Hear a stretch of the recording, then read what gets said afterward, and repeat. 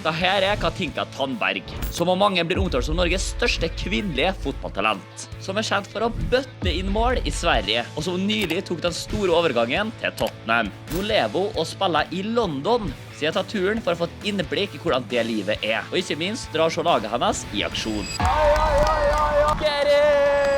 Så følg med.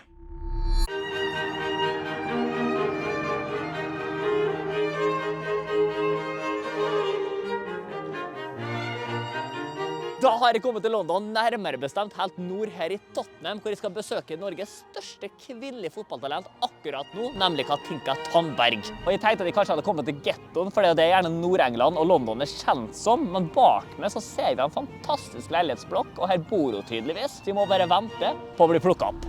Halla! Hei! Her bor du også. Her bor jeg. Med gate og hele pakka, veldig hyggelig. Nå får vi klem, ja. Vi har møttes før, jeg var litt usikker på om vi skal gå for klemmen. Bak her så har vi jo park, butikker, det litt greier, for jeg tenkte jo, jeg må være ærlig med det, når jeg tenker Nord-London, Ja. så tenker jeg litt sånn ghetto. Det ganske ghetto. Jeg synes ikke det så veldig fint det her. Boots, et eller annet greier Det der. der favorittstedet mitt. Ser du den faken din? Solarium. Går du dit? Noen ganger. Om jeg Du føler gjør meg det, fri. Jeg får glad har engelsken gått så til. Føler du at du kan prate flytende, du holder det gående nå? De første ukene var jeg veldig dårlig. Ja, for jeg har sett video. Katinka visste ikke engang hva var det? Nå ble jeg nesten usikker. Pardon. Nei, pardon. Pardon. Pardon. Pardon. Men du trodde at man sa Pardon. pardon, ja. One word I learned. It was pardon. Pardon. Like pardon. Yeah. Du trodde det var spansk. Nei, men jeg visste ikke at man sa pardon. Og så sier de sorry til alt. Det litt sånn, bare... Han som nappet telefonen min før jeg kom hit i dag, jeg fikk stjert telefonen min, han sa ikke sorry. Nei. Han sa ingenting. Så jeg har ikke fått så masse høflighet fra England. Hva sa du da? Du bare pardon. Ja. Hey, stop please. Stop, please. I denne blokka her bor det da Tottenham-spillere, eller det bare det? Vi 3 stykker nå, og så kommer det 2 til, 2 svensker. Men det sponset av klubben, eller har du betalt for det selv? Nei, jeg betaler for det selv. Så det ikke sånn man gjerne ser at man bare blir skivd inn i en leilighet og her får du bo? Altså, de gjorde jo det, men jeg må jo betale for den selv. Men de fant jo den, og så bare flyttet jeg inn, og så betalte de for alle møbler sånn som jeg ville ha. Og så flyttet jeg inn her, men jeg ville egentlig ha den større. Nå det liksom sånn midlertidig. Er det dyrt liksom? Det mye dyrere enn det i Oslo. Vi ganske langt utenfor sentrum også, så det er fortsatt ganske dyrt. Men folk sånn, du bor jo i London, men jeg sånn, nei, jeg bor jo ikke i London. Jeg tenker at Oxford Street, det London. Er det 2 andre norske som bor, var det du sa? For du har en norsk spiller til, Signe. Signe, og så det Julie Blakstad. Men de bor i en annen by som heter St. Albans. Er det sånn at dere svenske og norske blir en sånn gruppering? Ja, vi jo liksom Scandis. Så dere blir en egen gjeng, ja? Ja. Man har helt egne sånn kulturer og vaner, og jeg liker ikke de engelskmenn. Feteste nasjonaliteten du spiller med? Jamaica. Og du har det, ja? Ja, Kult! det ganske kult. Hva har dere pratet om? Du kan engelsk da. Ja, det skjønner jeg. Hva har dere til felles å prate om? Det bare fotball da. Ja, det regner jeg med. Det ikke hun jeg henger mest med, Nei, om jeg skal være ærlig. Ok, da kommer vi inn her. Der har du gjort nesten med hvile, eller du har på Tottenham A-lagskamp. Så du faktisk Tottenham-fan, ja? Så det var til mål å signere for dem? Ja, siden jeg var liten så har det vært det. Det ikke tilfeldig, men Tottenham tappte akkurat mot Westham hjemme. Så Du må jo heie på de da. Men så du vokste opp som det? Ja, eller pappa var Tottenham-fan, så han tok meg alltid med til London for å se kamper. Da var det jo veldig bra. Det var Harry Kane og Gary Bale og alle de. Hvordan var det for far din da, når gulldatteren begynte å signere for favorittklubben hans? Det var helt sjukt. Ja, han sa til meg, du kan ikke si nei. Du må. Så han var med på signing day og alt sånt der, så det var veldig gøy. Ja, for du tvilte aldri når du fikk den muligheten. Nei. Men var det andre muligheter oppe i lufta da? Ja, det var det jo. Det er hemmelig? Hemmelig, men det var jo en del engelske klubber som var på, og spanske og sånt. Jaså, ja. Du var jækla ettertrakta etter å ha briljert i Sverige der. Det var da jeg fikk det opp. Det var når du spilte for Hammarby. For at før der så var det Linköping. Og så var jeg i Norge, da var jeg Lyn Lyn, ja, stemmer. og Stabæk. For Premier League i kvinnefotball nå, det er det største man kan spille i. Ja, det er vel en av de beste ligaene i verden, så det er veldig kult. Sandberg, få se, fotballdrakter, fotballsko. Det har jeg ikke her. Å nei, det Eller, har du jeg ikke. har kanskje, om du vil ha. Vil du ha en? Jeg vil ha den! Ja. Er det sant? Hva vil du ha? Landslagsdrakt eller Tottenham-drakt? Matchwork-kit. Ja. Det er nesten creepy at de spør om det, men Den er vasket og sånn da. ja, jeg skal bare reselle den, så ikke tenk på det. Hva er det som er verdt mest? Nå begynner økonomihjernen min å tenke. Det er sikkert Kan Tottenham. du se da? Ja, la meg se da. Ok. Nå snakker vi, ass. Fotballdrakter, og det er liksom forskjell på herre- og kvinnemodell på drakter. Ja, den er jo litt slimmere dame. Eller så har du den her. Den er veldig dame da. du ser denne, ja. Og her har du spilt med de flotteste og flinkeste damer. Hvem den råeste du har spilt med hittil da? Jeg vil jo si Karoline Gram Hansen. Det vanskelig å si noen andre. Det noen du har sett opp til? Ja, det Hegerberg har jeg sett opp til, da. Når hun vinner gullballen og sånt, det jo noe man vil. Men sånn som Mimmi Lofvednius ikke så kult, for hun på en måte svensk, eller? Ja, men det var veldig kult når hun kom på landslaget, for jeg spilte jo med henne i Lyn. Så hun var liksom helt crazy i hodet. Så når hun kom på landslaget, så sånn, vi liksom møttes, og jeg var 17 og hun var 27, så var det liksom sånn, wow. For når debuterte du for landslaget da når du var 17 år? Jeg var 18. 18 år, ja. Nå du hvor gammel? 22? 21. Fader, så du fortsatt et ungt talent. Det planen din nå å bare være i Tottenham lengst mulig? Jeg skrev en 4-årskontrakt da. Det hadde kanskje vært upopulært å sagt at du ikke har tenkt å være lenge, så du... Ja, men jeg elsker denne klubben. Men hvor masse savner man Norge når man bor her i London, dag inn, dag ut? Det jo helt annen kultur. Det savner ganske mye. Men når man får noen norske venner og sånt, så går det bra. Føler du at du offrer en del med å være her? Ikke offre, men liksom sånn, man mister jo mye. Men for meg det liksom sånn, fotballen livet. Det å være ung jente og satse på fotball, blir det sett på som fett med det første? Eller det litt unormalt? Jeg tror når jeg var yngre så var det unormalt. For det var liksom sånn, du kan ikke leve på fotballen. Men nå tror jeg det går an, for alle vet at man kan leve av fotballen. Ja, for da var det at damer ikke tjener et puck på fotballen. Ja. Nå gjør damer det. Nå det penger! Det var på tide, dere har jo bare klagd. Ja, for det har vært en stor økning sånn økonomisk messig inn i kvinnefotballen de siste årene. Ja, veldig. Ser man det både i Norge, England? Ja, Norge vet jeg ikke, men i Sverige det ganske bra betalt. England jo ganske stor forskjell da, men jeg tror det har jo mye å si for eksempel seere og alt sånt der. Og England det ganske stort. Ja, for hvor mange det sånn gjennomsnitt som på en Tottenham-kamp her, liksom? Kanskje rundt 3-4 tusen. På en vanlig da, og så på større matcher så det jo full stadion. Typ mot Arsenal hadde vi fullt. Ja, for hvor mange det kapasitet i stadion? Jeg tror den tar 12. For at jeg satt og tenkte på det om jeg var litt usikker på om dere spilte kamper på Tottenham Stadium, eller om dere hadde fullstendig deres egen. Vi skal spille mot Chelsea. På Tottenham Stadium, ja. Soverommet her. Ja, for det jo en sånn typisk litt sånn studioleilighet som man ser igjen i Oslo når man kjøper leilighet i Oslo. Ja. Det minner meg om min egen leilighet, egentlig. Seriøst? Den veldig ok, men jeg vil flytte, som sagt. Ja. Jeg vil ha større. For du har råd til det, for at månedslandet din nå, Katika, den på... Det vil jeg ikke si. Det har vært et forsøk, altså.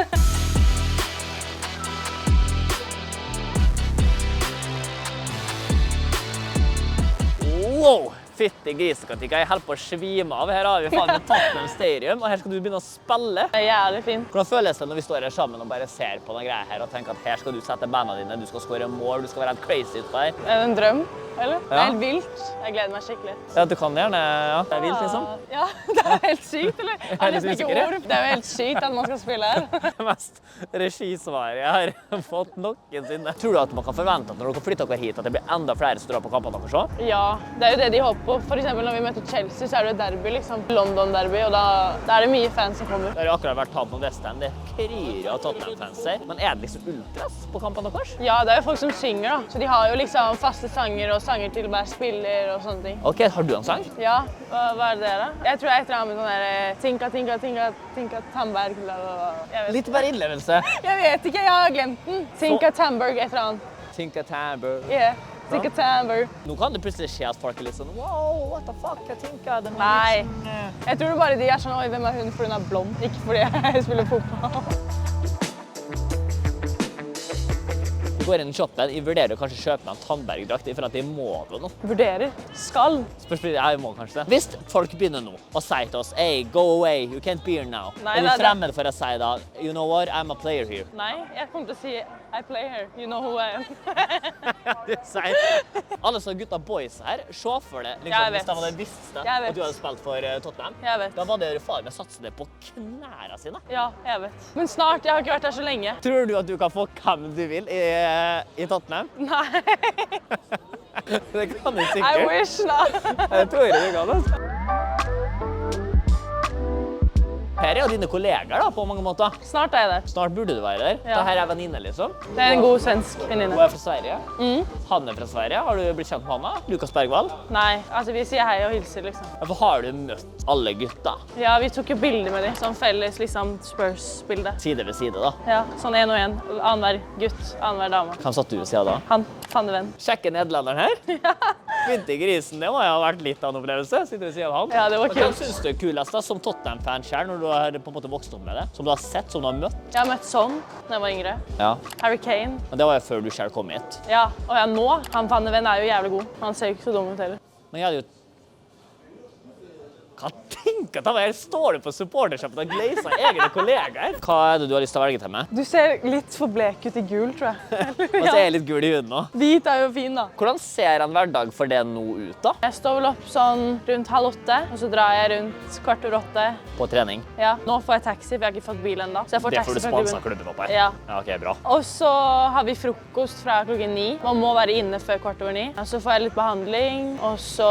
Men hva får man til frokost? Er det liksom brødskive med salami eller sånn? Nei, altså vi får velge hva du vil. Du kan ha pannekaker om du vil. Du får laget omelett. Ok. Eller, ja, det hva som helst, liksom. Så det jo trening og styrke, så får man behandling igjen, og så får vi lunsj, og så drar man hjem. Inntrykket mitt er jo gjerne at fotballspillere har en del dødtid også. Ja, skikkelig mye dødtid, men når jeg bruker den til å restituere og sånt, da For må du har man... ikke noe hobby du driver på med da, liksom? Nei, jeg er glad i mobilen min, liksom. Scrolle? Ja, scroller litt på TikTok og... Der vi fikk lov til å komme, for du har scrollet jævlig masse på TikTok. Jeg er glad i å shoppe, da. Ja, Jeg det bruker går, alt ja. for mye penger. Men du nevnte jo også til meg da, når kameraet ikke var på, at du har drevet og gamet litt også. Ja, men det litt sånn man vil egentlig ikke si når man er jente. Ja, nå har jeg kastet deg ut i det. Du har suttet og fader med blodgame av Fortnite. Hver dag, 6 timer i strekk hele Og vet du hva hun sa? Det var hun sa at det var for å holde kontakten med venninna. Da lurer jeg på hvordan vennegjeng du har. Så alle bare gamer Fortnite. Alle gamer Fortnite eller FIFA eller... Nei. Ja, så du gamer FIFA også? Ja. Hvorfor er du på FIFA? Ja.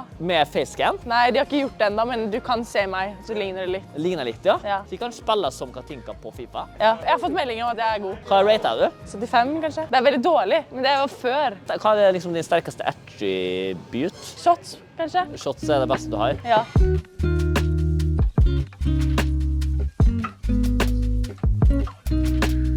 Jeg tar svart, for gul er vi enige, det passer ikke. Nei. Og så får vi smekka på en Tandberg bak her. Ja.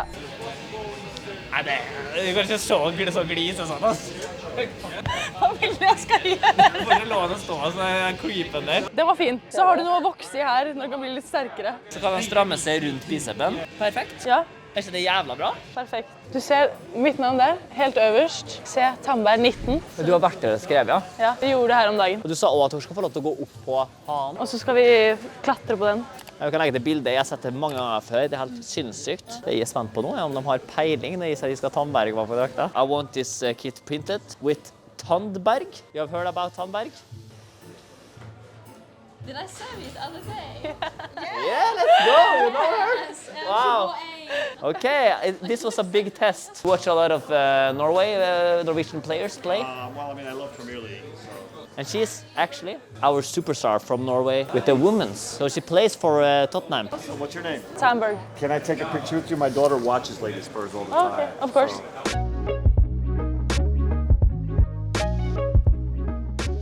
Synes du det er jævla gøy å se det selv, liksom? Det dritfett, eller? Hvordan føles det når du bare drar på deg en sånn type drakt som dette her, rett før du går ut på kamp? Men nå har det blitt litt sånn normalt. Man blir litt sånn vant til det. Den første gangen når du Første gangen var litt sånn wow. Do you have a pen or so she can sign it? Jeg skjønner jo hva det virker som nå. Det virker som at det er make a wish. At hun har hatt med seg en sånn der liten fan. Da ender hun opp i drømmen sin og står her og lager et helveteste kaos. Fy fader, Katinka. For en dag, nå når vi skal til å dra fra hverandre, så lurer jeg på, hva er målet nå for karrieren? Og drømmen, Jeg vil si å vinne gullballen. det er såpass, ja, du skal det liksom. Ja, og mesterskap med Norge da. Så et VM om ikke denne sommeren, men neste, som jeg håper å komme med på. Vi kommer til å se du bøtte i mål fremover. Ja. For hvordan har sesongen vært hittil nå? Jeg har jo spilt alt som jeg kunne ut. Så jeg trives veldig og jeg har skåret mål og liksom alt sånt der. Men jeg føler liksom ikke jeg har startet helt. Jeg har bare vært her noen måneder. Så jeg håper liksom å, nå etter skaden, da komme tilbake og bare skåre med mål. Fader, jeg gleder meg til å se. Det var en ære. Så prates vi, ass. Og vår vei, den skiltes den kvelden. For i morgen så skulle hun potensielt spille en kamp, og jeg skulle selvfølgelig være der for å se henne i aksjon.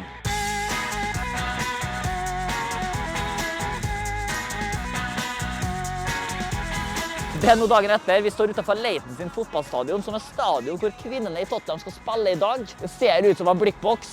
Heldigvis for Katinka sin del så skal de snart bytte til Tottenham Stadium. Og lagoppstillingen den ligger ikke ute, så vi er fortsatt usikre på om Katinka skal spille. Men de er i hvert fall klar med Tandberg på ryggen. Det er jo jævla tight her. Den tighteste inngangen jeg har gått gjennom noen gang, tror jeg. Og nå er vi plutselig ute på banen, så jeg er litt usikker på hvor vi går an. Men så er det litt interessant å se hva som er på menyen. Her på en kvinnekamp. Man har alt mulig. Det er nachos, det er hotdogs, det er pai. Og så fikk vi jo beskjed fra dem som jobber her at vi måtte kjøpe sånn øl, så det skal vi ordne oss.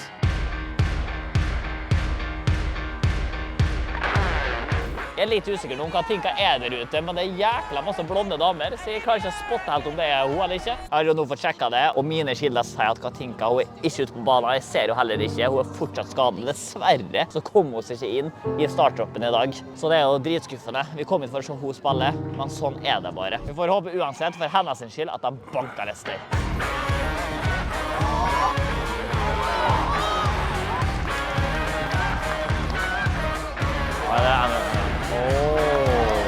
Det er litt interessant, for det er jo flere norske talent her på Tottenham, blant annet Signe Gaupseth nummer 8, som vi ser dribler som bare juling nå.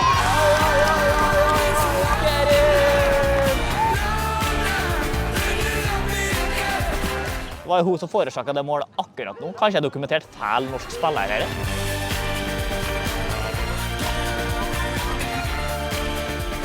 Ok, folkens, det var en opplevelse. Dessverre så fant jeg aldri Tandberg. Men jeg fikk en liten smakebit i hvordan profflivet er her i England. Men når jeg ser hvor mange norske talent vi bare har i Tottenham, så er jeg sikker på at kvinnefotballen er på vei opp. Hva tenker dere der ute?